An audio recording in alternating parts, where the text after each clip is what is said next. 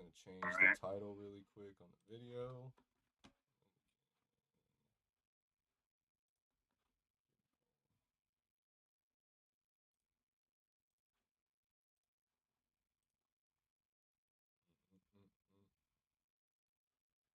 Conference Championship Week, Dave.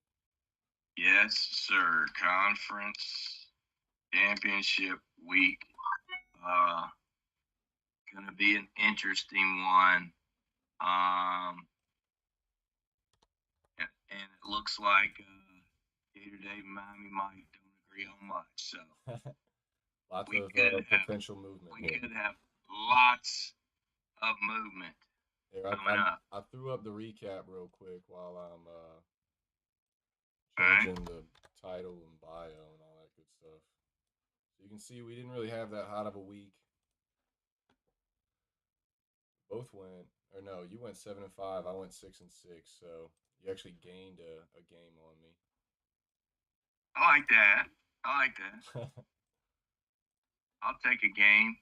So what I did in this week though, I put our year-to-date record um, in this week's recap. Okay, cool. So you can see where we're at and sort of it's been a rough year overall for sure. But you can see where we're at as in terms of who's going to get that final season leader spot because you've had it all year. I mean, you've had it all Yeah. year long. It would be a real shame, Yeah, but Dave, if you went and lost that thing in yeah, the last 2 weeks of the season, perhaps. but you know how I am. I'm a big competitive Mike, I mean, and that's fine. I do like to win. We can make it interesting.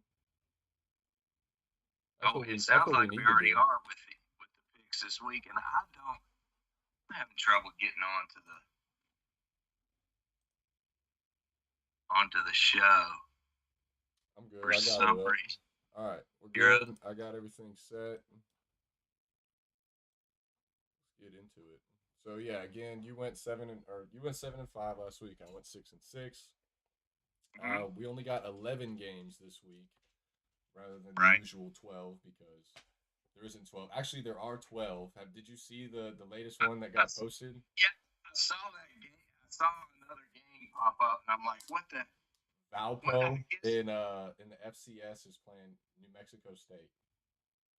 Yeah, I mean, what's all that about? Is it a makeup game or something? No, I don't know. I know New Mexico State had one of their games canceled. I think that was the game against San Jose State when San Jose State like they had a player on their team pass away or something. Okay. So, but people were because New Mexico State's 5-6, so people were saying maybe they're trying to get bowl eligible, but it's an FCS school and they've already played one, so even if they were to win the game, they're not necessarily bowl eligible with that 6 win. But they did just get that bid for a 5-16 to get in. I think it was them and Rice, and then there's like another team or two on the outskirts, like UNLV, that has a shot to get in somehow. Yeah, so that's where we're at. It's almost bowl season. So did you put the graphic up? I didn't see it. Yeah, I did. I put the recap up for last week. You're still at the top, Dave. You put it back up? Oh, the yeah. Totals. Put it back up. No. Totals aren't up yet. Totals will be at the end. Oh, okay. Totals will be at the end. But I'm right. Well, I mean, it's close. It's close. Am I above 500? You are above 5. We're both above 500. Well, let me tell you, I've been around on some and looked around, to see what our competition is. And granted, we don't have the viewership just yet. Hopefully someday we will. But I mean, there's dudes on there that pick games that they only like, and they are below 500. Yeah, and they're supposed to be experts. And we pick tough games. We pick competitive games. So, because I make sure of that. We'll let the people decide about that. Right. That's we don't need to get in fights, Dave. You gotta relax. What are you drinking? You already have some old fashions tonight. You over there fired up? It's a margarita. And all I'm saying is, there you go. we're doing a good job, Mike. Okay. Compared to some of the experts. that can't be above 500. If we're above I mean, 500, hey, we're doing better than some of the experts. that's a fact. That's a fact. We can't deny Uh, that. But we gotta stay humble, it's, Dave. We gotta stay humble. it's a It still compliment wasn't to just you. because we're above 500. You're gonna see at the end. Just because we're above 500, We, it's not. It's not by a whole lot. We can do a lot better. So we can definitely do a lot better. uh, All right, so let's get into it. First game, we're talking Akron Buffalo. This is a game that you and me were basically salivating over a couple weeks back because it was going to be in Buffalo, no ball. 6 feet of snow. It at a college stadium. It would have been insane, absolutely nuts. We were hammering the under. I put everything possible on the under. Game got canceled. Cancel. So, Cancel. this is their rematch. They are playing in Buffalo. Buffalo is 5-6. They need to win this game in order to be bowl eligible.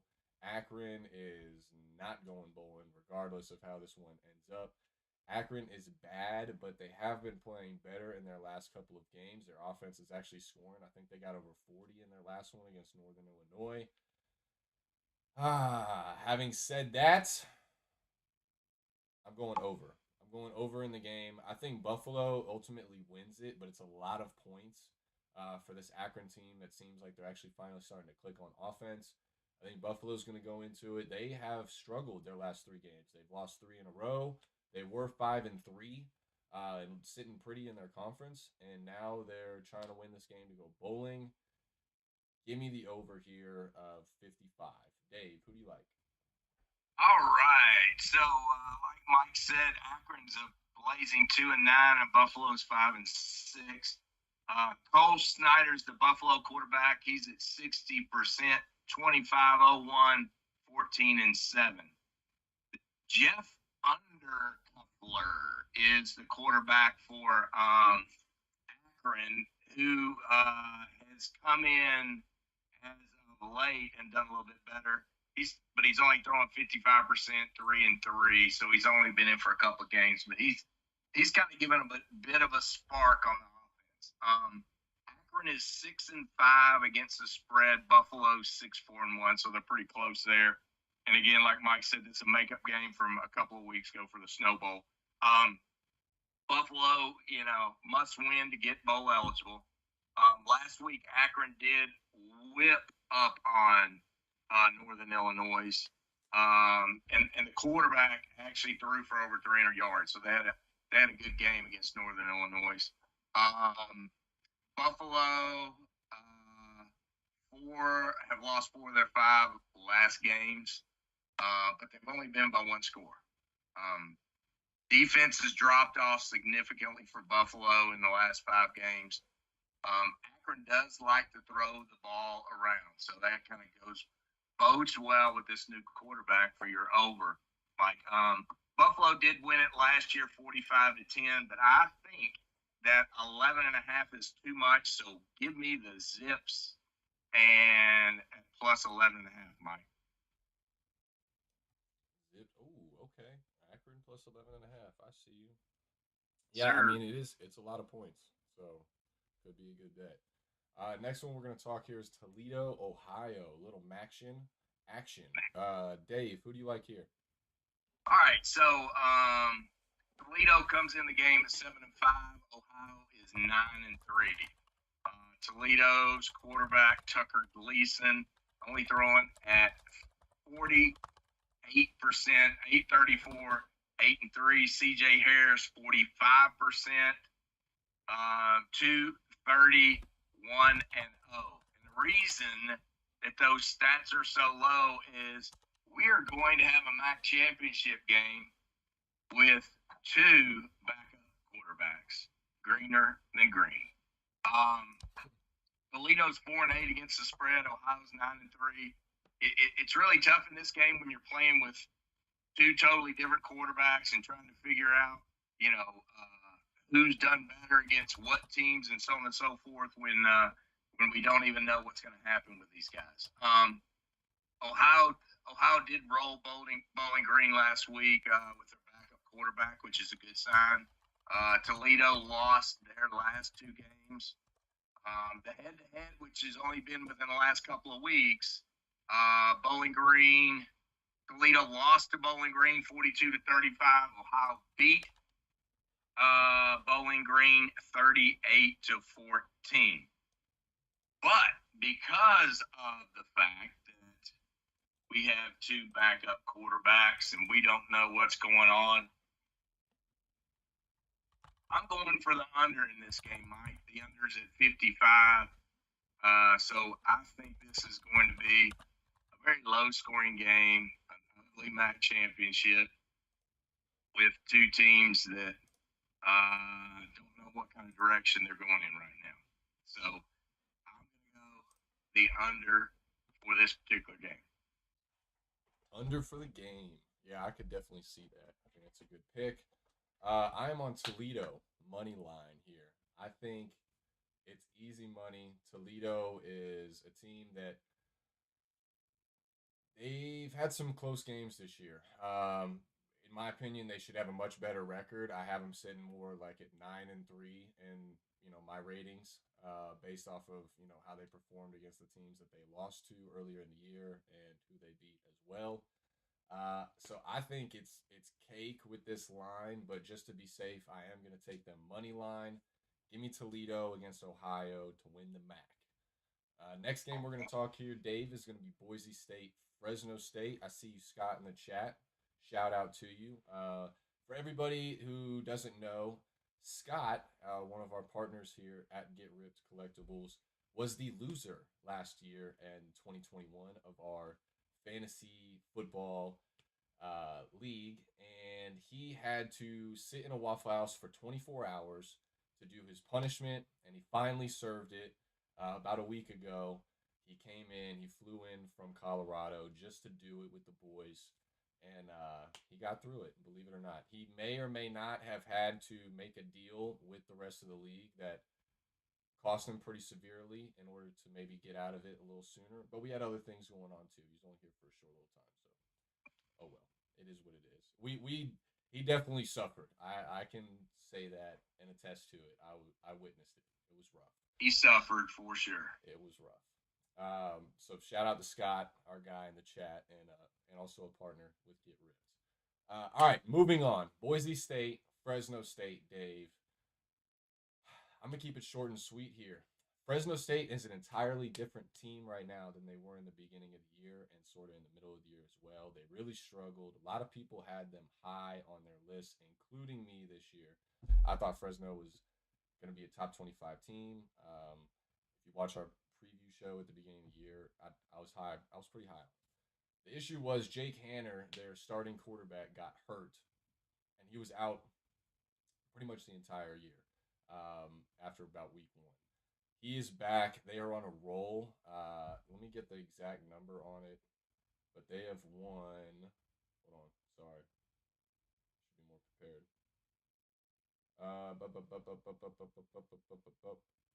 Fresno has won 7 in a row.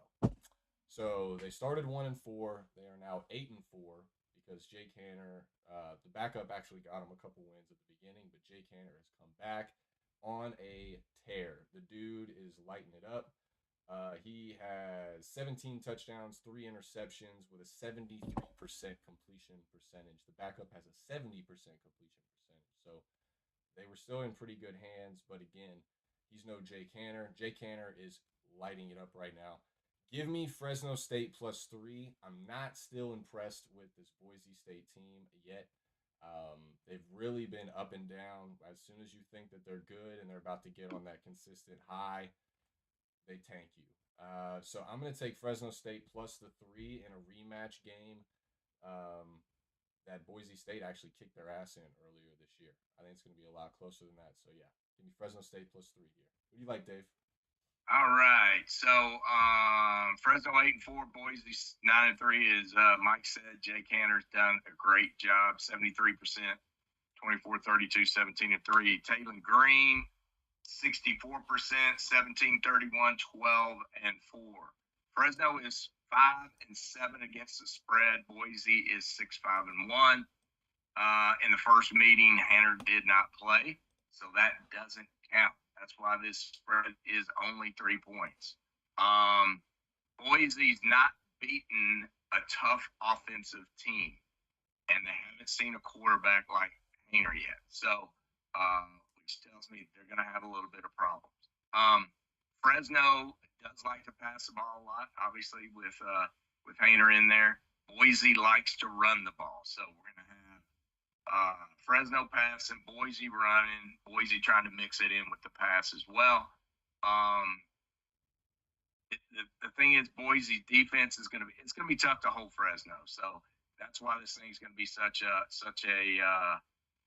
close game.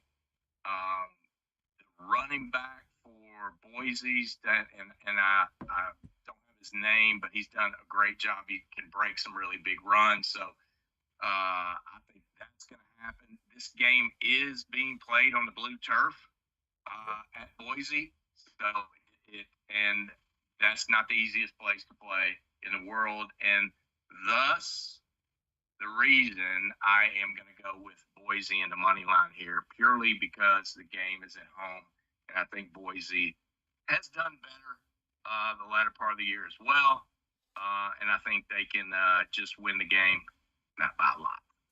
Right on. That's where I am. All right. So far we have had 3 different picks entirely. None that we have agreed on so far. Just keep a note of that, folks. Keep that tally. But some of them we both can win on or both lose on, because if one of us picks the over under, that's true. You know, but that was my point. So based and when I show the recap, you'll see what I'm talking about. I'm looking for movement.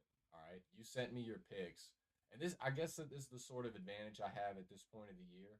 I know what your picks are going into the show, so I'm looking for other angles. That's right. Yeah. Well, look at the last 2 weeks. We've agreed on damn near every game, and we've both had the exact same. We need movement. It's do or die time, Dave.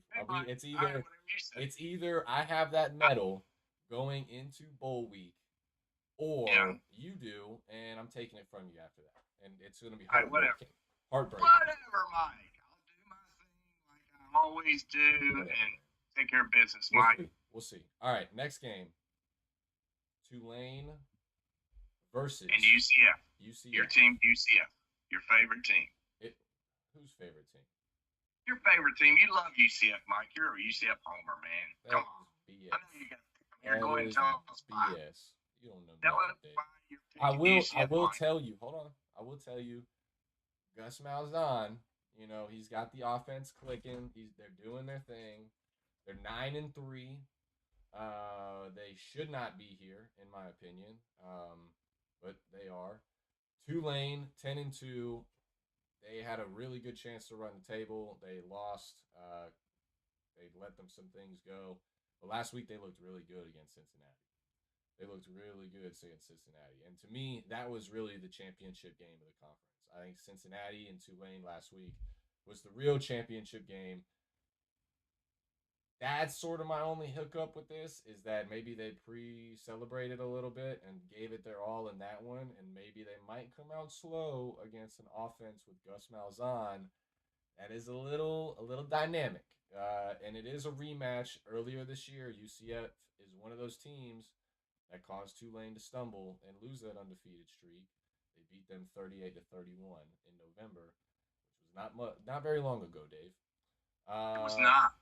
So, having said all of this, don't change your pick. I'm not changing my pick, man. Give me the Tulane Mean Green Wave money line. I think they keep this little hot streak going, this Cinderella type season that they're having right now, and they get it done. The only thing also, though, that I do want to say is if there's a lot of rumors around their head coach, Willie Fritz, if he's going to leave them to go to a team like Georgia Tech. Supposedly Georgia Tech offered him a contract. That could be a distraction for that team. Georgia Tech already has a coach now. They took the assistant yesterday. Yeah. Who? Georgia Tech, the assistant. Heck, I can't remember dude's name. What, the interim that they had? They just hired him full time? Yes. Yeah, so that's out of the mix now. So Tulane's going to roll now. So let me tell you why. All right. Well, yeah, I got Tulane. Tell me why. Who do you like? Yeah. So first of all, Plumlee, we know the quarterback for UCF, right? 64%, 21.95, 13 and 7, but loves to run the ball. Michael Pratt is 65%, 23.82, 21 and 4. Right, quite nice. And by the way, he is going to the portal. UCF is 7-5 against the spread. But guess what Tulane is? 10-2. UCF won the game earlier, 38-31. Plumlee has a hamstring issue. So that is going to play into our hand, Mike, to help the Tulane Green Wave. Tulane, they do have issues with mobile quarterbacks, but they don't allow a lot of rushing yards. So they got a good defense against the rush. Both teams are going to run the ball a lot. So that's why I'm not messing with the over under here. It's always tough to beat a team twice. Remember that. The running back Spears for Tulane averaging 8 yards per carry in November. He's had 121 yards or more since October 15th, Mike. Turn it up. Willie Fritz is not going to Georgia Tech. So that's out the window. They can all be happy because the rumor was that was the only job that he would leave for. So now these guys are going to be fired up. Mike, this might be the only Gator Day block. I'm saying Gator Day block, Green Wave, money line. All right. Well, that's the first one we agree on. So you're saying the Gator Day lock is the one that I said first, huh? Well, Mike, you remember I sent you my pick so you could have changed and jumped on the wagon with me there, buddy. No, I got integrity, Dave. We don't do that. All Anyway, right, I appreciate we're moving on. All right. What's up, Public House? I see you, bud. That is our third partner of Get Ripped, by the way. And yes, we do need Purdue. We'll talk about that game here shortly. Boilermakers to win it all. We'll talk about that here shortly in that situation. All right, next game we got UTSA and North Texas. It's a rematch game.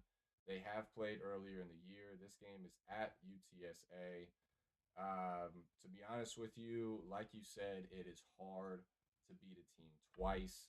UTSA beat them 31 to 27 in October, and that game was at home as well. Give me North Texas plus 9. I'll take North Texas plus 9. I don't really love it. North Texas is 7-5. They have a 30-year-old quarterback. That's not a joke. He's actually 30 years old.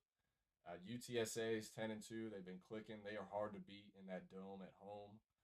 But I think 9 points is too much. I think North Texas has a good enough offense to keep up with UTSA. Kind of like the over here as well. But I'm leaning North Texas, I think. North Texas plus 9. Dave, who do you like? All right. North Texas 7-5, UTSA 10-2. North Texas is playing quarterback. His name is Austin Ane. 57% completion rate. Terrible. 31-15, 31 touchdowns, 11 interceptions. What? Yes. 31-15 on yards, 31 TDs, 11 interceptions. Frank Harris is 70%, 35-24, 27-7. So these teams like to throw the ball. North Texas is 7-5 against the spread. UTSA is 6-6.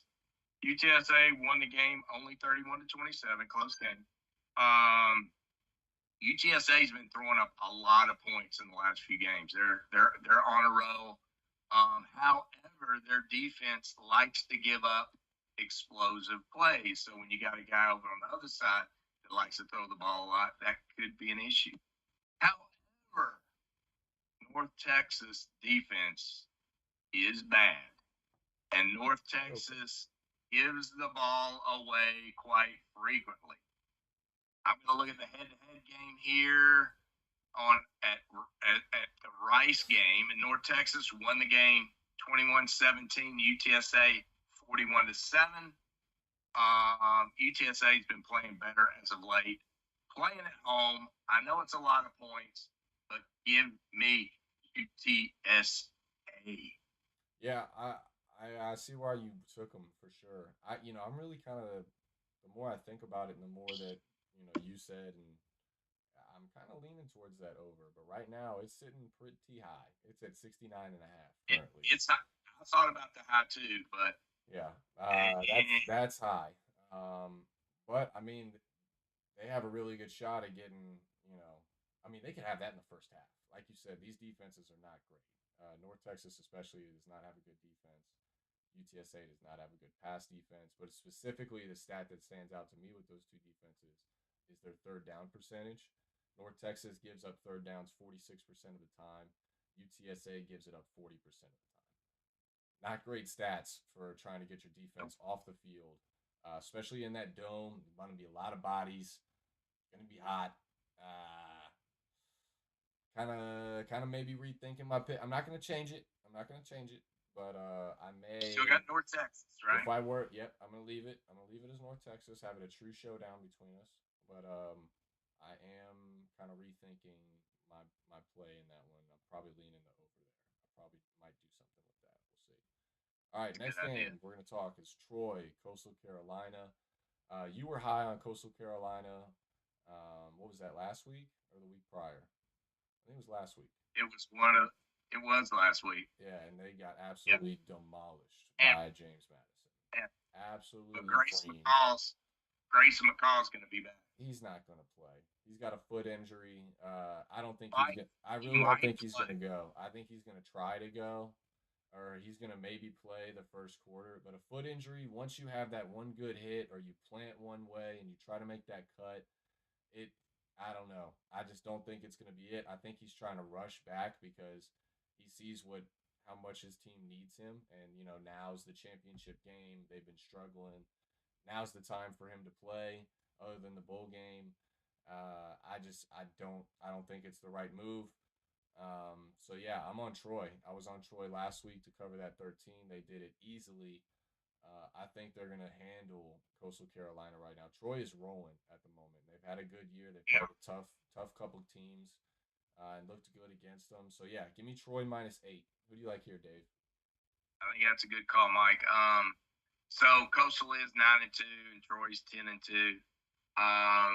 Grayson McCall was throwing. If he plays 69%, 23-14, I mean, 21 and one. he's So great. He's got the mullet he's the going. I mean, bomb. he's great. He's perfect for that school and the Yeah, dynamic of the offense and that coach. But I don't know. I'm really nervous about him trying to. It seems like he's forcing it, in my opinion, and that makes me there's nervous on foot. there's several quarterbacks that are forcing it. We're going to talk about another one in a minute too. That's rather interesting. So Coastal Carolina's only 4-6-1 against the spread. Troy's 9-3, pretty good. Um, the Coastal is 2-7 against the spread against winning teams. Troy's defense is ranked 28th in the nation. The running back for Troy, Kamani Vidal, is the bomb. He's already had 1,000 yards rushing and 9 TDs. I am going to go out on a limb here, Mike, and because it's only 48, and even if Grayson comes in for a quarter or a half, throws a couple of Yep. touchdown passes, Troy scores a lot, I think I'm going over 48 points in this game, Mike. I think that could be a good bet if Coastal scores, but Troy, based on how they've looked against James Madison last week, I mean, Troy might be able to get that over for you by themselves. I, exactly. Um, I so I also have to admit I've just realized that I haven't had my mic in this entire time. It was not plugged in, so my sound is probably much more clear, and I apologize for the first It sounds 6 games that we've gone through. it sounds the same to me, Mike. So I think you're good. All And right. and our peanut gallery here is would have said something if they couldn't hear you. All right, right on. What's up, Ian? How you Yeah. doing, buddy? Hey, Congrats on the We got Wichita Ian coming in. yeah, congrats on the job in Wichita, bro. That's pretty sweet. Absolutely. Proud of him. Proud of him. Yep, living the farmer life. It's big boy football, Mike. Let's get to the big boys. All right, yeah. So we got rid of the bullshit. those early 6 games that are kind of, whatever. I do think a lot of those could go either way, though. Those are going to be great games. Yeah. Having said that, let's get to some Power 5 and some playoff implication football here. USC, Utah. We're going to the Pac-12 championship first, out in the Rose Bowl. Dave, who So do you like? we're playing. Actually, Mike, we're playing in Alliance Stadium in Las Vegas. No, really? Yes, we are. We are playing in Vegas, baby. Utah 9-3. Look it up. Check me. Utah 9-3. I don't need to check USC. you. I believe you, but that Really? just doesn't seem right. Just doesn't seem Well, right. it's closer to Utah now, right? No. So Utah is 9-3. USC 11-1. Cameron Rising 66%. 26-29 on the yards. 22-7. Caleb Williams 66%. 37-12 on the yards. 34-3. We all know that offense licks. Utah is 7-5 against the spread. USC is 8-4, both done well. Utah won the game earlier in the year, 43-42, only by 1 point. And remember, it's tough to beat a team twice, right? Utah's D has not been that great this year. But at the same time, USC's D hasn't been that great, but they look better as of late. But two bad defenses. So lots of points in this game. USC's playing for a position in the playoffs. Obviously, they've got a lot more to play for here. If they win, they're in like Flynn. If they lose, they out. Utah is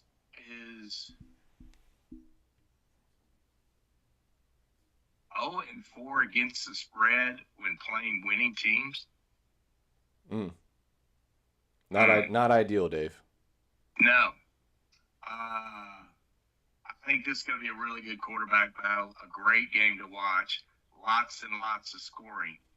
I'm going to bet this one a little bit differently because I'm not real sure what Utah's going to do.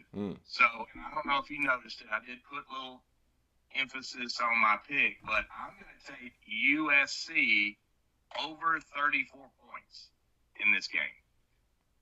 So you're doing the team. So you're doing the team total. I am doing the USC team total of over 34 points. Right on. Interesting. You're getting creative this week. I like it. I am. There's two of those. I don't know when. I'm doing something different.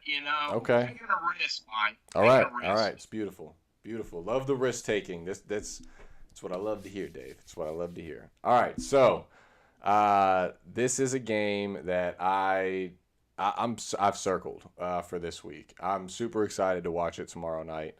Yes, I thought it was in the Rose Bowl. I think it's stupid that it's not. It's the Pac-12. I mean, I would play it in the Rose Bowl. But anyway, this is now apparently played in Las Vegas.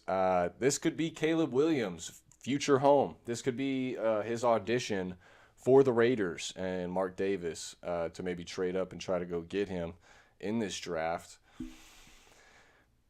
I think he's going to have probably a great game, but I think Utah is licking their chops at the opportunity to play spoiler. They were supposed to be in this slot where USC is that right now currently. They had some slip-ups earlier in the year, including that game week 1 to your Florida Gators. Otherwise, they'd be sitting a lot more pretty right now. Even winning that game alone, it would have put them at 10-2. And USC at 11-1. If they beat USC, I mean, they could have had a backdoor shot potentially into the playoff. So that game really, sort of set the tone for their season.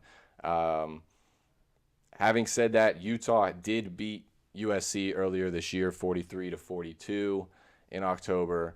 It was at home, though, and Utah has been a different team on the road rather than at home this year. Not so hot. But it's a neutral stadium. Give me Utah +3. I think they come out fired up and ready to play spoiler. We've mentioned all night or all show that, it's hard to beat a team twice in a season. I think it has the ability to do it here. Whittingham will have them ready to go. Utah +3. All right. Next game we're Kansas. talking is Kansas State TCU, Big 12 time. Another game with playoff implications. I'm going to keep mine short and sweet here, Dave. It is, again, a rematch. TCU was able to beat Kansas State earlier in the year, 38-28.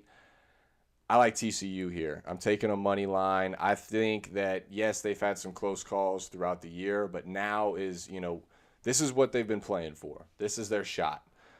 They win this game. They're in the playoff. They make school history.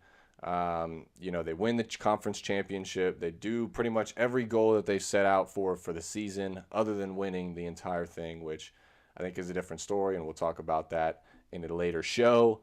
But look, I think TCU's offense can compete with any defense out there right now. They are moving the ball. Max Duggan is a monster. I've said it earlier in shows earlier in the year. Dude has wheels, and he's got the ability to throw absolute dimes to these receivers. Johnson is a monster. I think he's going to go. He didn't go last week, even though he dressed, and they absolutely demolished Iowa State. I think this is one of those injuries where he is going to go, but he is going to be ready. I just think he has the dog in him to make it happen. And TCU, I think, gets this game done to really put the pressure on the playoff committee to see what they're going to do if, one of these teams, like a Alabama, like a Clemson, are able to sneak in there potentially, or Ohio State, and snag that spot from them. So we'll see how the game goes. But, yeah, give me TCU money line here, Dave. Who do you like? I like it. I like it, Mike. So K-State comes in at 9-3. TCU obviously undefeated at 12-0. Looks like Will Howard's going to be the starter for K-State. 63%, 12-24, 13-2. Duncan, 67%, 3,070 yards, 29 TDs, and only 3 interceptions. That is the freaking bomb. Another game that's just going to be amazing. K-State's 9-3 against the spread. TCU 9-2-1. Something's got to give, obviously. TCU is 5-0 in one-score games. So Mike's thinking it right with the low points here and it being a one-score game. Miller, the running back, 153 yards for TCU in the first game this year, which TCU won 38-28. I think it's going to be a tight game. I don't think TCU will win by more than 7, 8 points, somewhere in that range. I don't think it's going to be 10 or more, but I think they've definitely got the power to make it happen. But I think that looking at the past record, where they were in the last game, I'm going to play the over in this game, Mike. I think it's going to be enough points to be over 62 here. Okay, right on. I actually love the over in this one. This is another one that I may end up. I'm going to leave it as TCU money line. That's what I put in. But this might be one where I do switch to that over because I'm with you.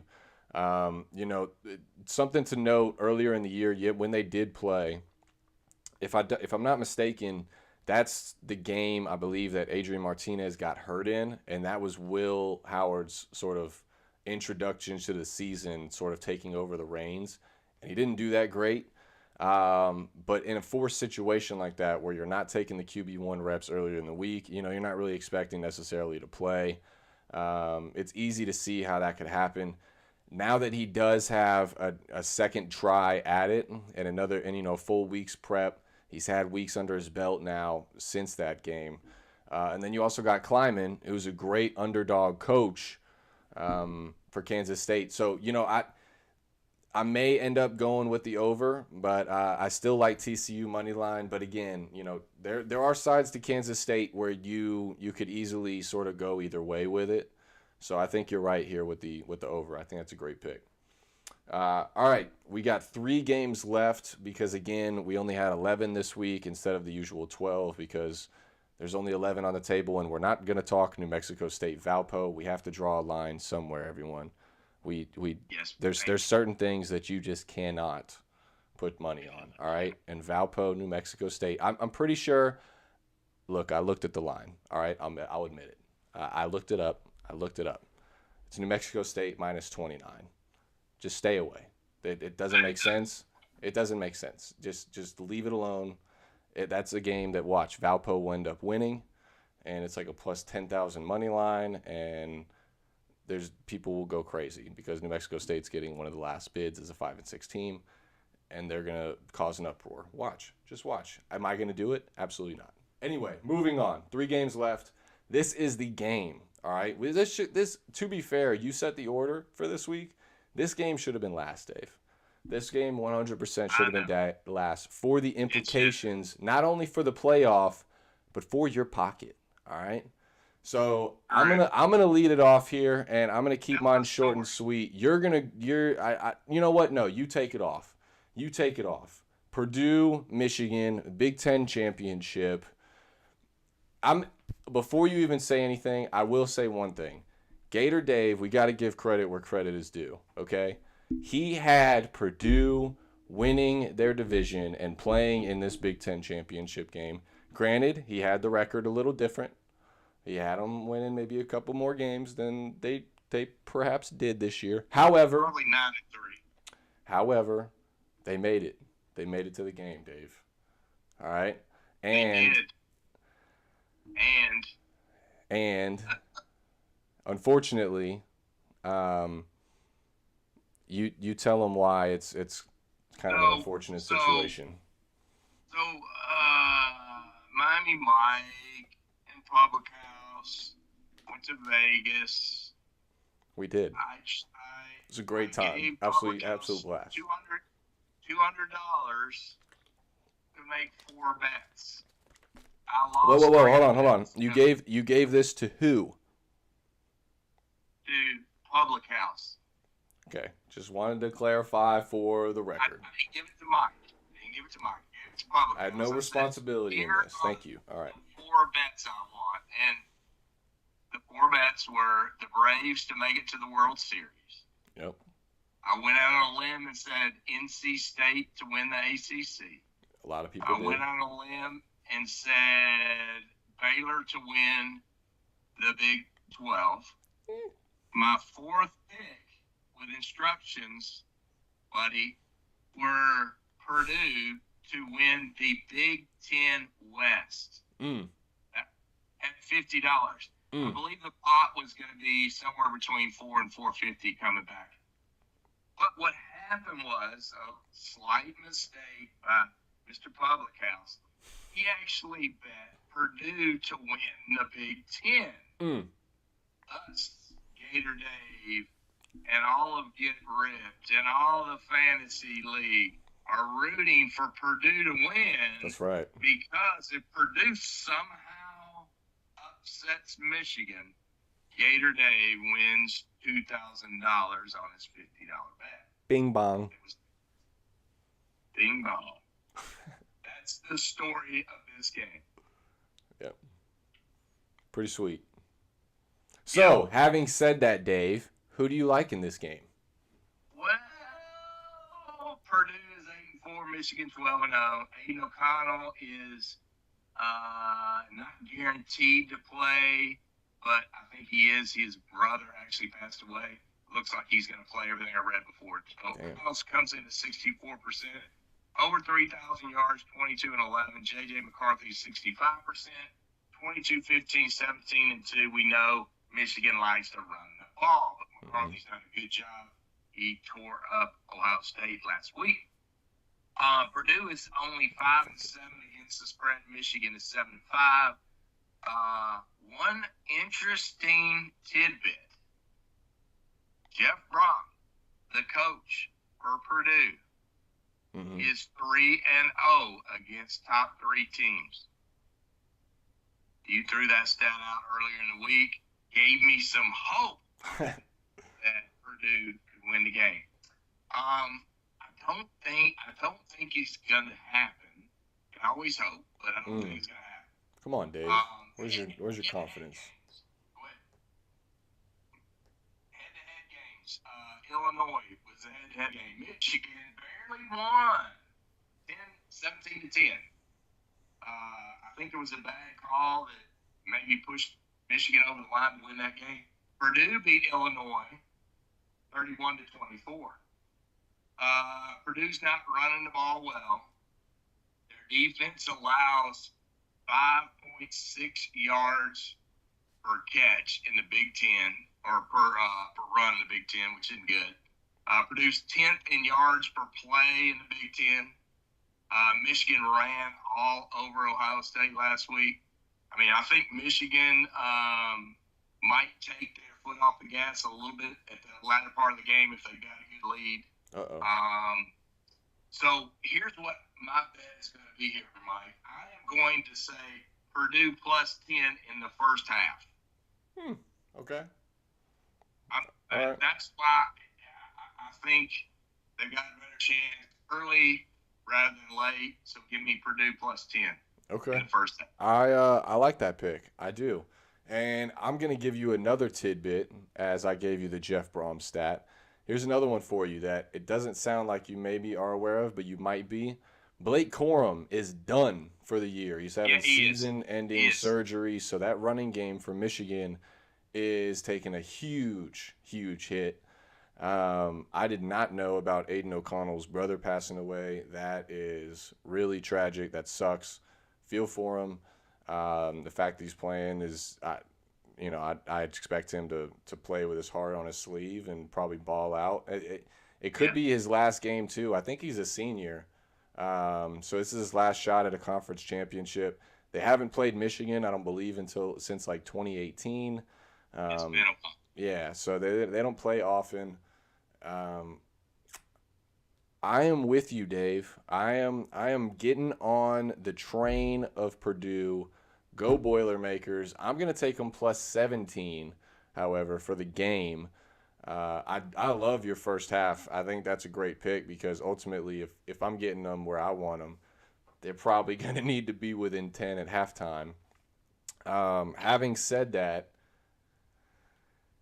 you need to hedge. You need to figure out a number that you want to collect on that because for $50 to collect $2,000 on Purdue, sir, you should put like, I don't know, whatever you need to collect back on Michigan to get back like $1,000 and guarantee yourself like a nice $1,000 on that 50, regardless. You should genuinely consider that because how can I do that when I'm here and the bet took place in Vegas? How does that?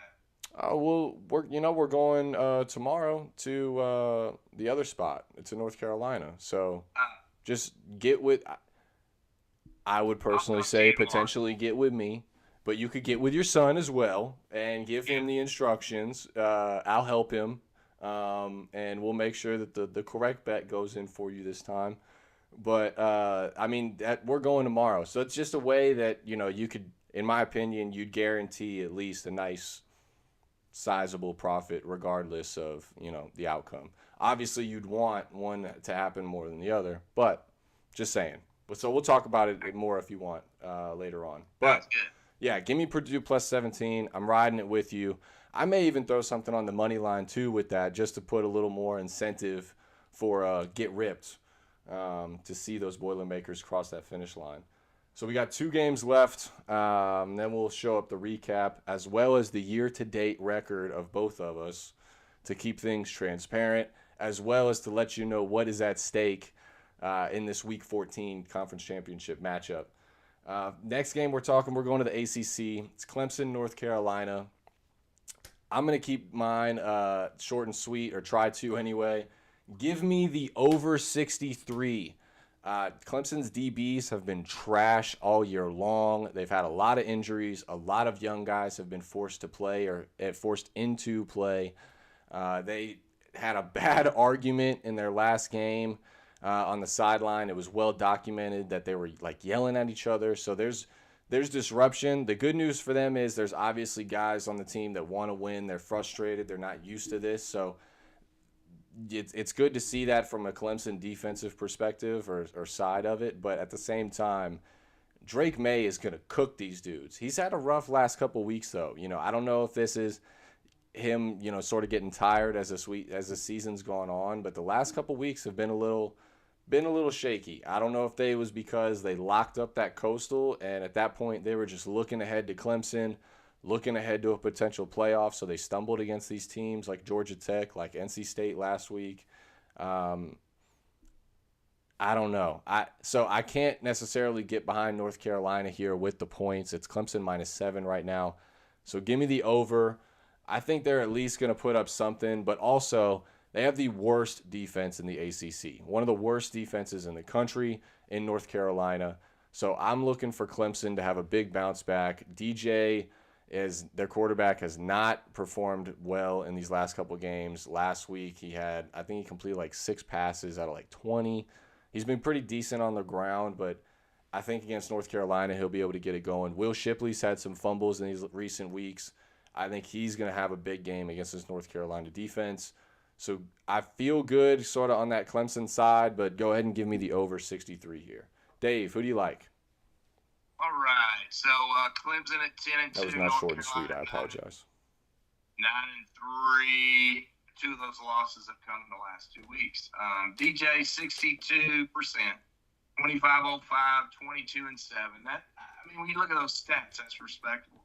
But you kind of went off last week on this guy in terms from a positive standpoint, saying it's not all him, which is sure as hell not. No, it's not. But then he had an awful game. Awful ass game. Yeah. But Drake May 68%, 38-47, 35 and 5. Woo. So Clemson 6-6 against the spread. North Carolina is not even that. They're 5-6-1. Let's see. 2 weeks ago, North Carolina had 1 loss. Clemson had no losses, and look where they are now. 2 losses and 3 losses.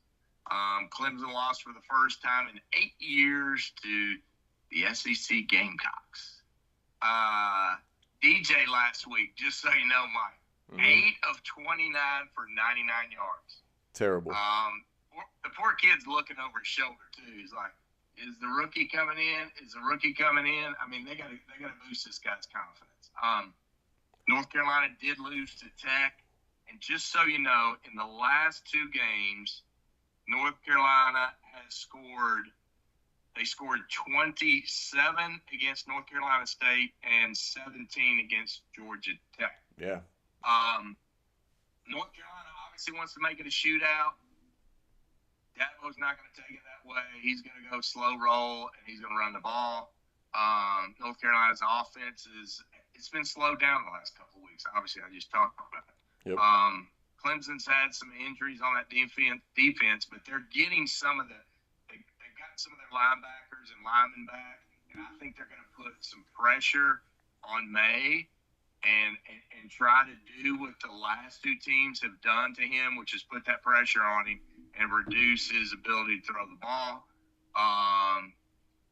So I'm taking Clemson here to cover 7 points is where I'm going. Right on.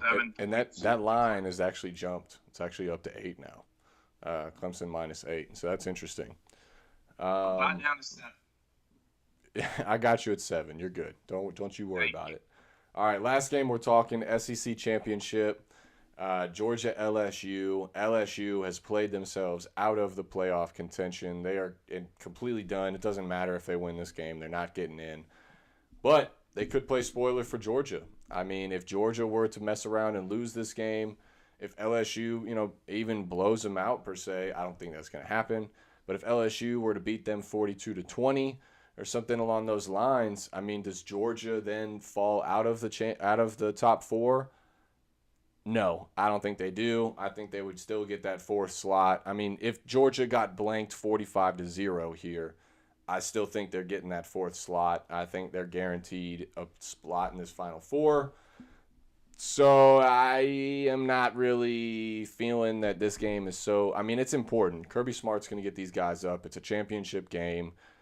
He knows it's important. They'll be ready to go. But historically speaking, in recent years, Georgia has not performed well in Mercedes-Benz Stadium. Georgia Dome was a little bit different. This new Mercedes-Benz in Atlanta, not so much. They usually start off pretty slow. And to me, knowing in the back of their minds, especially from a coaching staff standpoint, knowing that you're probably good to go, they're going to want to win the game. Let me say that before I go any further. They're going to want to win the game. They're going to play to win the game. But, they don't want injuries. They want to move on. They want to get to the next game. These guys, the players, are they looking ahead to the next game? Having reigning champions, they've been there, done that. They've already won an SEC championship. They've already won a natty. Are they really paying attention to this LSU team that sort of looked like ass last week and has now played themselves out of it? I don't know. I'm going with LSU here. I'm going to take LSU plus 17.5. I just think it's too many points. I think Georgia wins, and I think Georgia could win by 2 possessions. But 17.5 is a lot, and Georgia struggled in that stadium. And they struggled recently. I mean, they've got away with some sneaky games throughout this year, and especially recently, that offense has really struggled. So yeah, give me LSU plus 17.5, and I think that's going to be a much better game than a lot of people think. Dave, who do you got? All right, here's what I got. LSU at 9-3, Georgia at 12-0. Jaden Daniels is the entire offense for LSU. He's throwing at 69%, 25-66, 15-2. Mr. Bennett is 67%, 3,151 yards, 16 touchdowns, and 6 interceptions. Not too shabby. LSU's 7-5 against the spread. Georgia has not done well against the spread this year. Only 6-6. The last time these two teams met was in the championship game when Joe Burrow took it to Kirby and went on to win the national championship. Here's the other quarterback injury that I'm going to talk about. Jaden Daniels wearing a walking boot after the Texas A&M game. You talked about foot injuries earlier in the day or the evening. I think that could be a problem for a team that depends so heavily on this kid. He is their offense. He is the largest part of that offense. They got shut down against Arkansas a couple of weeks ago. Georgia's been able to run the ball. I think they're going to run the ball down the Tigers' throat. Stetson's going to control the game. I think that Georgia defense, between that and Daniels being injured, I don't think they score over 14 points in this game, Mike. Wow. Thus, let's say they do score 14, and you add 18 on top of that, what does that put, 8? 32. 32 to 14. Quick math, Dave. 32 to 14. So, Georgia's going to score 30 points on this team very easily. So, I'm taking Georgia at minus the 17.5. Right on. All right, sir. That's our 11. Let me get the recap up. The magnificent 11. We'll show the year-to-date as well. As rough as it is what it is. Transparency, people. It's everything. All right. That's right. So, you'll see at the top, Dave is on Akron plus 11.5. I am on Akron Buffalo over 55. Dave is on Toledo, Ohio under 54. I'm on Toledo money line. Dave is on Boise State money line. I'm on Fresno State plus 3. True showdown there. We are both on Tulane money line. Another true showdown for you. UTSA minus 9 for Dave. I got North Texas plus 9 in that game. I got Troy minus 8. Dave has the over in Coastal Carolina. Troy, he's digging the team total over 34 for USC in that game, in that rematch game against Utah. I like Utah plus 3. I think they get it done and play spoiler. I think that they're ready to go. Sorry, I'm not going to need to add my extra 2 bits. All right, Kansas State to TCU. Dave likes the over. I like TCU money line. I'm on Purdue plus 17. We're riding that wave. Dave is on Purdue first half plus 10. Dave is on Clemson minus 7. I am on the over 63 in that North Carolina Clemson game. And last but not least, another true showdown here. I got LSU plus 17.5. You have Georgia minus 17.5. Dave, that is our recap. That is our Week 14 Conference Championship show. We only got one more, man. We only got one more for 2022. So you'll see Yeah, the recap over here. it is. I right see here. that. It is quite tight, my friend. It is. It is very tight. Right. And you'll see all these blues and all these greens. There's only one orange. So big potential for movement here in this week, Dave. You see that? Yep, You still got that again. I'm gonna mention it. You got that metal up there on your side of the screen. You've had it for a while. It's looked good on that side of the screen, Dave. It does You look make good. it look good, guy. All right. I'll be However, here. I'm not done. However, all right, it's gonna have a new home by the end of this year. Going into 2023, it's gonna be on that left side of the screen. Okay. It's gonna have a new daddy, Dave. It's gonna have a new daddy. Whatever you say, my friend. Big movement week, positive or negative. Big movement week going into the bowl. See. Going into the bowl show. It's gonna be massive. We'll see. So the bowl show. Yes. We are not going to be able to do the bowl show next week. It's going to have to be the week after. Probably yes. Will probably be the week after. Not next week for sure. It'll probably be the week after. Yeah, definitely. But I'm pretty sure they start pretty soon, so I think it'll have to be that week after. Yeah, next week. I'll be out of pocket. So. Oh. Enjoy the Caribbean. Oh, on a that's boat. very nice. Very nice. With Nirvana Bulldog. Okay. That sounds lovely. Where are y'all going? Yes. We are hitting Labadee, which is the private island for Royal Caribbean. Oh, okay. And I was going to say that sounds made up, and yes. Yes. And then we are hitting Aruba and Curacao. Oh, so we're going way south, down there by South America. Right on. That crystal clear water. Yes, sir. All right, right on, Dave. Well, safe travels. That's going to be awesome, beautiful. Definitely send pictures like I know you will. Good luck to you this week, sir. I hope you have a good week. I just hope my week is a little bit better. I'm telling you, that metal, it's coming. It's coming to the left. It's creeping. It's creeping. It's creeping. All right. We shall see, my friend. All right. We shall see. I'll see you in 2 weeks. 2 weeks, and go Boilermakers. That's right. Go Boilermakers. All right, sir. Peace out. Thanks for everybody watching. Make sure to like and subscribe if you haven't already. Thanks to everybody in the chat. Ian, Scott, Public House, everybody that jumped in. Appreciate you.